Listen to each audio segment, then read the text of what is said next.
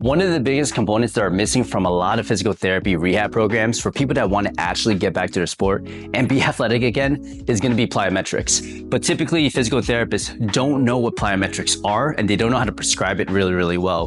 This is a sequence that we utilize in order to get our patients safely and effectively implementing plyometrics in their rehab program. The first thing that we're going to implement is just going to be an A march. The A march is great because it helps you retrain your gait.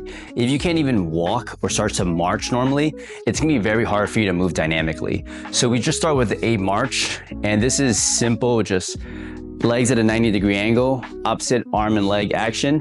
As that feels okay, you can start to hit the ground a little bit harder.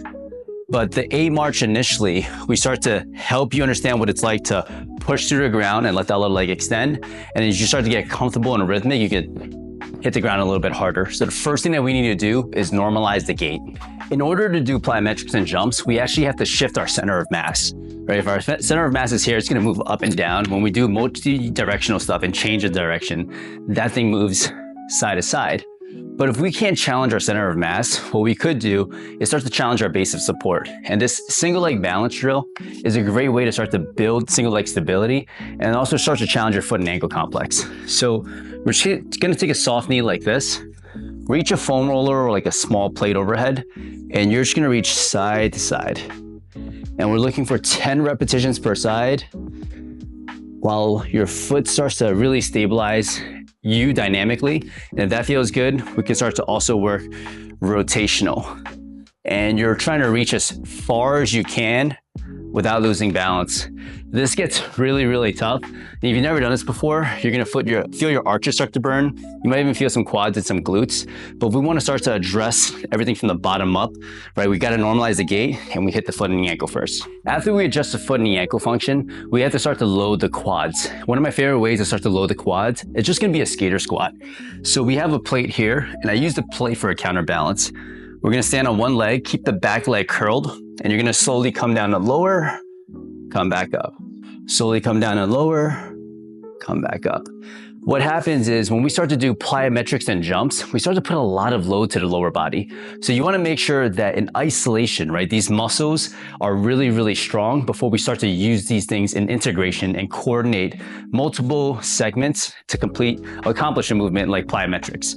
So foot and ankle, this one is gonna be the quad, and your goal is to press out, keep yourself nice and upright, come up and down, hopefully get to the point where your back knee gets closer to the ground and you go for 8 to 10 repetitions. Next thing that we're gonna be doing is gonna be strengthening the glutes. So what happens when we stand on one leg is you have your glute med muscles on a side that helps you stabilize side to side. And we have our glute max muscle, which is straight behind us, and it helps us propel forward. It helps us extend our hips.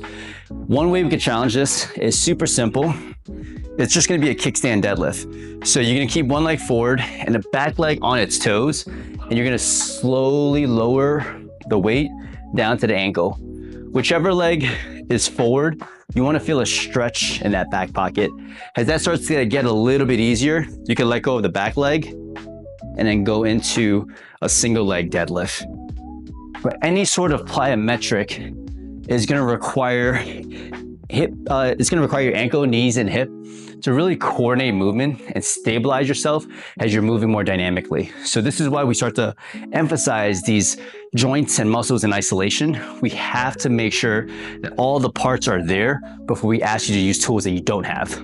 As we start to get things more dynamic, what we're gonna utilize is something called a rebound calf raise. So with a rebound calf raise, I'm standing on two legs, I'm starting at the top, I'm dropping down and coming back up.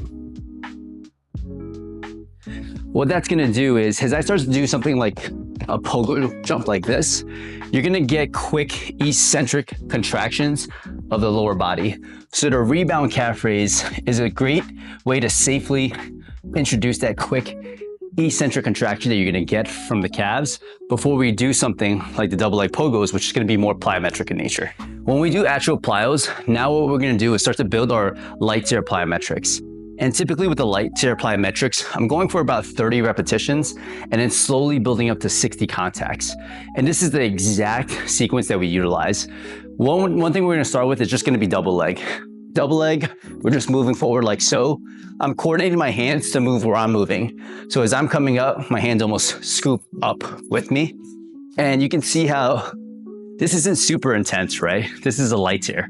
If I was to go as intense as possible, I'm gonna feel a lot more tension throughout my body. But as I'm safely introducing plyometrics, we do so much more light here.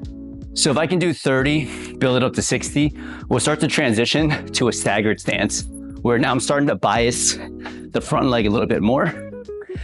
And the other thing that we can start to do to transition to more single leg is gonna be a split exchange. So with a split exchange, as I'm in the air, the other leg is gonna come through.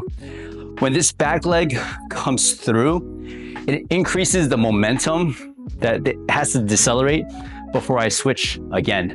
And that increase in momentum is gonna increase the demands of the lower leg. So we go from double leg, staggered, to split exchange. And that split exchange, that simple leg swinging forward, puts so much stress to the body, so much more stress to the body. That's gonna bridge the gap. Getting a little winded doing all this.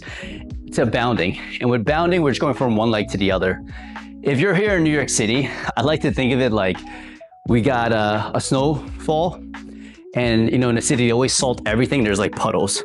Our goal is to continuously jump over a lot of these little puddles. So that's what bounding starts to look like. A bounding action is just skipping over puddles. If that's good, right, we can always bound a little bit higher. We can bound more forward. But bounding slowly bridges the gap to something like single leg. So single leg hopping, it's just this.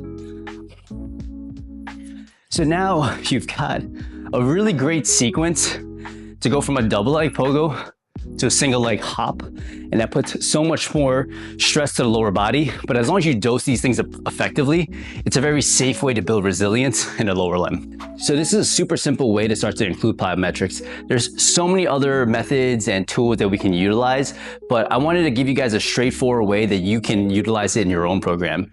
If you're an athlete or someone that's training for longevity, if plyometrics and jumps aren't a part of your program, you're doing yourself a huge disservice.